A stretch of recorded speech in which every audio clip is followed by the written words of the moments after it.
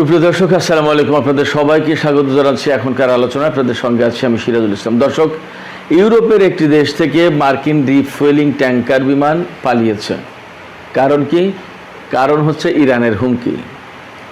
কোন দেশ থেকে কেন পালালো, কি ব্যাপার, এই বিষয়টা নিয়ে একদম বিস্তারিত ভিডিওতে বলবো ভেতরে। এপাশে আজকেই আমেরিকা ইরানের উপর সেই মহাপ্রলয়ঙ্কারী নিষেধাজ্ঞা আরোপ করবে।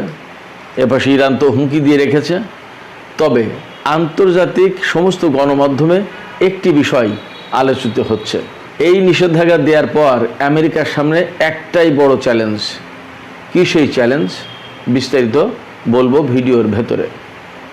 এপাশে ইরান মক্কা জোটে যোগ দেওয়ার ব্যাপারে আমন্ত্রণ পেয়েছে বলে নানামুখী খবর কিন্তু ঘুরে বেড়াচ্ছিল। আমি এই খবরটা দেখার পরেও কখনোই আলোচনায় আনিনি। আমি শুধু অপেক্ষায় ছিলাম যে ইরানের সরকারের পক্ষ থেকে কী ধরনের বক্তব্য আসে, ইরানের সরকারের পক্ষ থেকে কি মতামত আসে সেটা জানার জন্য। আজকে সেই মতামত দিয়েছে। কি সেই মতামত? ইরান কি যোগ দিচ্ছে নাকি দিচ্ছে না, এই বিষয়টা নিয়েও ভিডিওর ভেতরে বিস্তারিত বলবো। এদিকে ইরান একেবারেই ধ্বংস হয়ে যাচ্ছে বলে মার্কিন প্রেসিডেন্ট ডোনাল্ড ট্রাম্প দাবি করেছেন। তার এই দাবি আসলে কতটা সত্য, বাস্তব কতটুকু? ইরান কিন্তু ঘোষণা দিয়েছে আজকেই যে আগামী 20 প্রজন্ম ধরে যদি যুদ্ধ করতে হয় মাতৃভূমি রক্ষার জন্য, ইরান তার জন্য প্রস্তুত। যে জাতির আগামী 20 প্রজন্ম ধরে যুদ্ধ করার মানসিকতা রয়েছে, সেই জাতি কি ভেঙে পড়ে? আসলে ঘটনাটা কি? এপাশে সৌদি আরবের আরও একটি জাহাজে হামলা চালিয়েছে ইয়েমেনের হুতি সমর্থিত সামরিক বাহিনী। তাহলে এই মক্কা জোটের পরে পরিস্থিতি আসলে কোথায় যাচ্ছে? সুপ্রিয় দর্শক, এই যে বিষয়গুলো বললাম, এই বিষয়গুলো এর সাথে আরও টুকিটাকি কিছু বিষয় থাকতে পারে, এগুলো নিয়ে আমি বিস্তারিত আলোচনা করতে যাচ্ছি।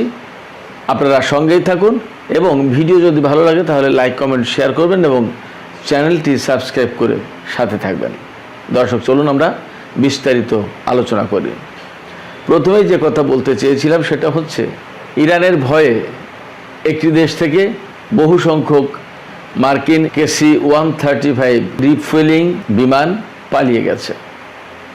কোন সেই দেশটা? দেশটা হচ্ছে ইউরোপের দেশ বুলগেরিয়া। দক্ষিণ পূর্ব ইউরোপের দেশ বলা যায়। এই বুলগেরিয়ায় বহু সংখ্যক রিফুয়েলিং ট্যাঙ্কার বিমান রাখা ছিল। প্ল্যান ছিল ইরানের উপরে যদি প্রচণ্ড রকমের হামলা চালানো হয়, স্থল অভিযান চালানো হয়, তাহলে বিমান সাপোর্ট লাগবে, আর বিমান হামলা চালালে তো লাগবেই। ফলে যখন ইরানের উপর হামলা চালানো হবে তখন বুলগেরিয়া থেকে এই KC-135 রিফুয়েলিং ট্যাঙ্কার বিমানগুলো আমেরিকার বিমান বাহিনীকে সাপোর্ট দেবে। কিন্তু ইরান বেশ আগে থেকেই এই রিপোর্ট তাদের হাতে ছিল, এই রিপোর্ট তারা হাতে পেয়েছে এবং একদম পরিষ্কার করে হুমকি বা হুঁশিয়ারি উচ্চারণ করেছিল, হুমকি দিয়েছিল যে ইউরোপের যে কোনো দেশ থেকে ইরানের উপর হামলার ব্যাপারে মার্কিন বাহিনীকে যদি সাহায্য করা হয়, যে কোনো দেশের ঘাঁটি মাটি দিয়ে যদি সাহায্য করা হয়, তাহলে সেই দেশের উপরে ইরান হামলা চালাবে, একদম পরিষ্কার করে। এবং ইরান এটা ডিপ্লোম্যাটিক, নন ডিপ্লোম্যাটিক সব চ্যানেলেই বুলগেরিয়াকে বলেছে। এই বুলগেরিয়া হচ্ছে একেবারেই তুরস্কের পরে যে দেশটি, সেই দেশটি। তুরস্কের ইস্তাম্বুল শহর পার হয়ে সীমান্ত পার হলেই বুলগেরিয়া। বুলগেরিয়া হচ্ছে ইস্তাম্বুলের পশ্চিমে, আর গ্রিস হচ্ছে দক্ষিণ পশ্চিমে। অর্থাৎ এশিয়া পার হয়ে ইউরোপে ঢুকলেই বুলগেরিয়া, বুলগেরিয়া হয়ে তারপর আপনার ইউরোপে ঢুকতে হবে, ব্যাপারটা এরকম। তো এই বুলগেরিয়ায় অনেক সংখ্যক KC-135 রিফুয়েলিং ট্যাঙ্কার বিমান রেখেছিল আমেরিকা, ইরানের উপর হামলা চালাবে এবং সেইগুলোকে বিমানের ফুয়েল সাপ্লাই দেওয়ার জন্য ব্যবহার করবে। কিন্তু ইরানের হুমকি, ইরানের হুঁশিয়ারির কারণে এই বিমানগুলো এখন আমেরিকা সরিয়ে নিয়েছে। কারণ আমেরিকা জেনে গেছে যে এই পর্যন্ত ইরানের ক্ষেপণাস্ত্র পৌঁছে যাবে এবং এই বিমান যে কোনো মুহূর্তে আগে ভাগেই হামলা চালিয়ে ধ্বংস করে দিতে পারে। কারণ ইরান তো সম্প্রতি ঘোষণা করেছে যে তাদের সামরিক ডক্ট্রিন চেঞ্জ হয়ে গেছে, তারা এখন যে কোনো সময় আগে ভাগেও হামলা চালাতে পারে। ডিফেন্সিভ ডক্ট্রিন থেকে তারা অফেন্সিভ ডক্ট্রিনে গেছে, অর্থাৎ আত্মরক্ষা নয়, শুধু আক্রমণাত্মক পদক্ষেপ ইরান এখন থেকে নেবে। এই ডক্ট্রিন পরিবর্তন হওয়ার পরপরই বুলগেরিয়া থেকে KC-135 রিফুয়েলিং ট্যাঙ্কার বিমান সরিয়ে নেওয়ার এই খবর এলো। এছাড়া লোকাল পিপল অর্থাৎ স্থানীয় জনগণ তারাও কিন্তু সরকারের বিরুদ্ধে বিক্ষোভ করেছে, বুলগেরিয়া সরকারের বিরুদ্ধে। আপনাদের মনে হয় জানার কথা যে বুলগেরিয়া, যার রাজধানী সোফিয়া, একসময় মুসলিম শাসনের অধীনে ছিল, কিন্তু এই সমস্ত দেশ এখনও সেখানে মুসলমান আছে, যথেষ্টই মুসলমান আছে। আর সবচেয়ে বড় কথা যে অহেতুক আমেরিকার কারণে এই দেশটি হামলা শিকার হবে, যুদ্ধে জড়িয়ে যাবে, এবং যুদ্ধে জড়িয়ে গেলে কি হয়, এবং ইরান কাউকেই ক্ষমা করছে না, সে তো দেখছে তারা। ফলে লোকাল যে সমস্ত লোকজন তারা বিক্ষোভ প্রতিবাদ করেছে, যার প্রেক্ষাপটে বুলগেরিয়া সরকারও তাদের ঘাঁটি দিতে হয়তো অস্বীকৃতি জানিয়েছে বা গড়িমসি করছে। এই যে বুলগেরিয়া থেকে মার্কিন রিফুয়েলিং ট্যাঙ্কার বিমান পালিয়ে গেল অথবা সরিয়ে নেওয়া হলো, যাই হোক না কেন, এটা ইরানের আর একটা বিজয়, সে কথা বলা যায়। অর্থাৎ ইউরোপের মাটিতেও আমেরিকার বিমান বা এই সমস্ত এখন আর খুব বেশি একটা নিরাপদ নয়। এপাশে এই বুলগেরিয়াকে কেন্দ্র করেই আজকে সাপ্তাহিক সংবাদ ব্রিফিংয়ে ইরানের পররাষ্ট্র মন্ত্রণালয়ের মুখপাত্র ইসমাইল বাকাই যখন কথা বলছিলেন, তখন তাকে প্রশ্ন করা হয়েছিল যে এই বুলগেরিয়াতে এরকম বিমান, বুলগেরিয়া থেকে বিমান সরিয়ে নেওয়া হলো, তারা কি ভয় পাচ্ছে কিনা, কি ব্যাপার? তখন ইসমাইল বাকাই বলেছেন যে আসলে ইরানকে কোনো দেশেরই ভয় পাওয়া উচিত নয়, কারণ কোনো দেশের উপরে ইরান আগ্রাসন চালাবে না। শুধুমাত্র তখনই তারা ভয় পেতে পারে যখন আমেরিকাকে তারা সহায়তা করছে, এছাড়া ভয় পাওয়ার কোনো কারণ নেই। অর্থাৎ আমেরিকাকে সহায়তা না করলে কোনো দেশেরই ইরানকে ভয় পাওয়ার কোনো প্রয়োজন নেই, তিনি তাই বলেছেন। একই কথা পারস্য উপসাগরীয় দেশগুলোর জন্য, আঞ্চলিক দেশগুলো যদি আমেরিকাকে কোনোভাবে সহায়তা না করে, তো এই আঞ্চলিক দেশগুলোর কোনো দেশই ইরানকে ভয় পাওয়ার দরকার নেই, কোনো দেশের জন্য ইরান হুমকি না। এটা ইরান বহু বছর ধরে বলে আসছে। ইরানের পররাষ্ট্র মন্ত্রণালয়ের মুখপাত্রের কথা যখন চলে আসলো, তখন আমি এই আলোচনাটুকু এখানেই করে যাই।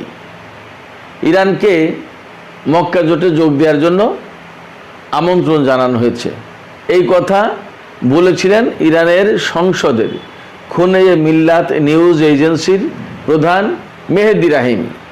তিনি জানিয়েছিলেন যে মক্কা জোটের পক্ষ থেকে, অর্থাৎ সৌদি আরব, পাকিস্তান এবং তুরস্কের পক্ষ থেকে ইরানকে এই জোটে যোগ দেওয়ার জন্য আমন্ত্রণ জানানো হয়েছে। কি এই বিষয়ে পররাষ্ট্র মন্ত্রণালয়ের মুখপাত্র ইসমাইল বাকাইকে জিজ্ঞেস করা হয় সাংবাদিকদের পক্ষ থেকে যে আসলে ইরানকে দাওয়াত দিয়েছে কিনা এই জোটে যোগ দেওয়ার জন্য, এবং ইরান এই জোটে যাচ্ছে কিনা, যোগ দিচ্ছে কিনা।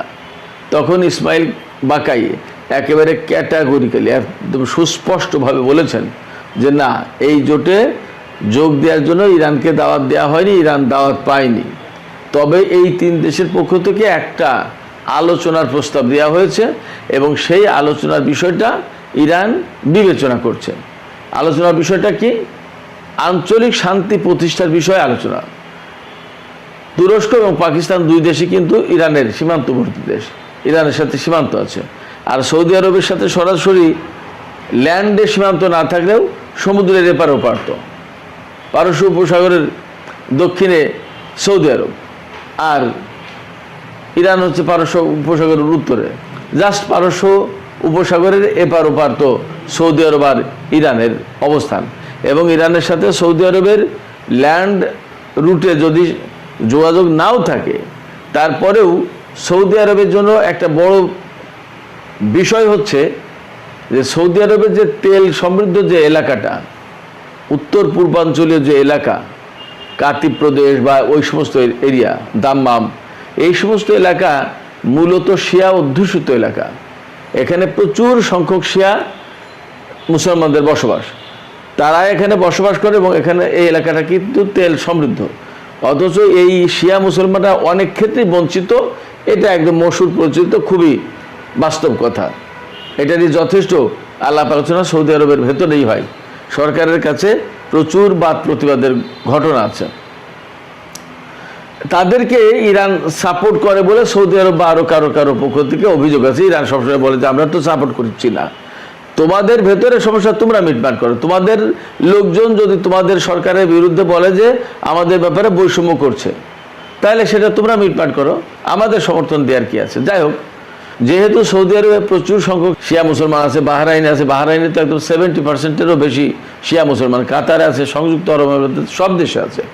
তো প্রত্যেকটা জায়গায় কিন্তু ইরান একটা ফ্যাক্টর, এবং ইরানের ব্যাপারে সবাই উদ্বিগ্ন যে ইরান এই মধ্যপ্রাচ্যের এই চলমান যুদ্ধ এবং আমেরিকা যদি এখান থেকে চলে যায়, তাহলে সবাই ইরান এবং শিয়া প্রসঙ্গটা নিয়ে কিন্তু খুবই উদ্বেগে থাকবে, উদ্বিগ্ন আছে। এই জন্য হয়তো তারা এই আলোচনা করতে চেয়েছে। এবং ইরানের পররাষ্ট্র মন্ত্রণালয়ের মুখপাত্র ইসমাইল বাকাই তিনি বলেছেন যে আমরা এই আলোচনার প্রস্তাব পেয়েছি এবং আলোচনাটা আমরা করব বলে বিবেচনা করছি। তাহলে কি দাঁড়ালো? মক্কা জোটে যোগ দেওয়ার বিষয়ে কোনো দেশের পক্ষ থেকে ইরান আমন্ত্রণ পায়নি এবং এ বিষয়ে ইরানের কাছে কোনো খবর নেই। এটা ঠিক, আমি সবসময় বলছি যে ইরান এই জোটে যোগ দেবে কিনা সেটা তো একটা ব্যাপার, কারণ এই জোট আসলে কার বিরুদ্ধে গঠিত হলো, কী করতে যাচ্ছে এবং কি করবে।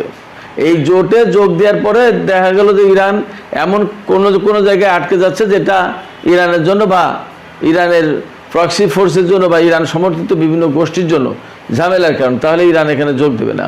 অনেক কিছু হিসাব নিকাশ আছে।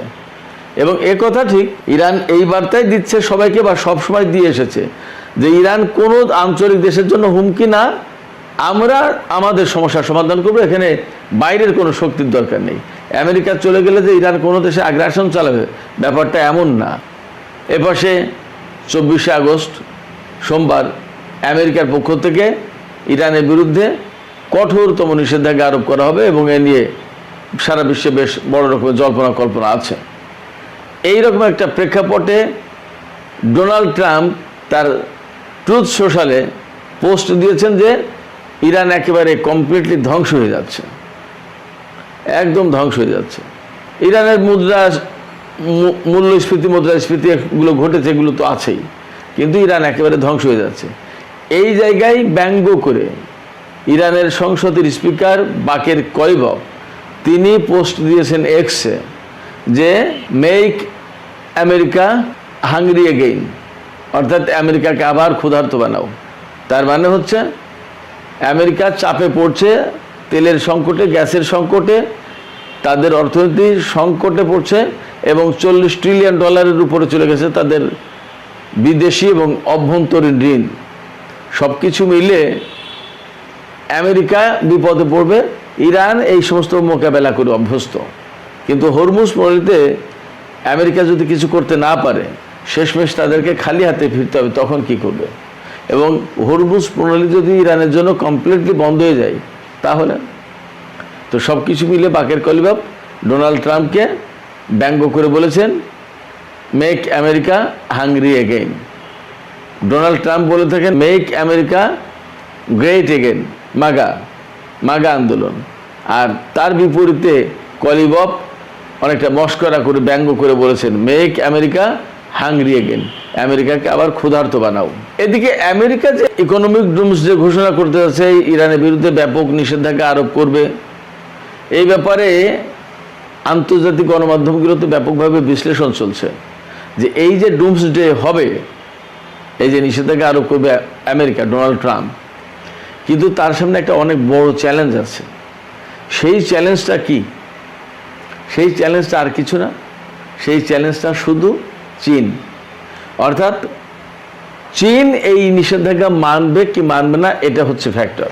কারণ ইরানের শতকরা 80% তেল শুধু চীন একা নেয়, 80 থেকে 90% তেল। তো যদি চীন ইরান থেকে তেল নেওয়া অব্যাহত রাখে এবং নিষেধাজ্ঞা না মানে, আর চীন থেকে যদি বিভিন্ন ধরনের প্রোডাক্ট ইরান পায়, তাহলে তো আমি দেখি ইরানের বিরুদ্ধে নিষেধাজ্ঞা কার্যকর করার আর কোনো প্রয়োজনের প্রশ্নও নেই। এছাড়া বাকি তেল লোকাল যে সমস্ত প্রতিবেশী দেশ, নেইবারিং কান্ট্রি, এই সমস্ত জায়গায় তো বাকিটা দিয়ে দেওয়া যাবে তাহলে। এবং ইরান যে হুমকি দিয়েছে, এই হুমকিকে কে কীভাবে দেখবে? ইরান তো সোজাসাপটা বলেছে আমেরিকাকে যারা এই নিষেধাজ্ঞা বাস্তবায়নের ব্যাপারে সহযোগিতা করবে, তারা ইরানের শত্রু বলে গণ্য হবে, তাদের বিরুদ্ধে ব্যবস্থা নেওয়া হবে সামরিক উপায়ে, এবং তাদের জাহাজ হরমুজ প্রণালীতে চলতে পারবে না। আর আমেরিকা যেই নিষেধাজ্ঞা বাস্তবায়ন করছে, কার্যকর করতে যাচ্ছে, আমেরিকার ব্লকেড না সরিয়ে নিলে তাদের অবস্থা খারাপ হবে, ইরান তো সেটাও বলেছে।